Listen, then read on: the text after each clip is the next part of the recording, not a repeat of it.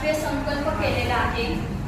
21 डिसेंबर 2024 रोजी युनेस्कोने जागतिक विपश्यना दिन डिक्लेअर केलेला आहे, घोषित केलेला आहे आणि त्या निमित्ताने एक ऑनलाईन प्रवचन मी विपश्यना आणि उपोषण दिनाचे महत्त्व या विषयावर आपण ऑनलाईन प्रवचन आयोजित केलेलं आणि त्या ऑनलाईन प्रवचनाचे धम्मप्रवचनकार वाराणसी मृत्युंजय येथे थाई बुद्ध विहारातील बौद्ध धम्म प्रशिक्षक भदंत धम्मशील महाथेरो यांनी हे प्रवचन आपल्याला दिले होते।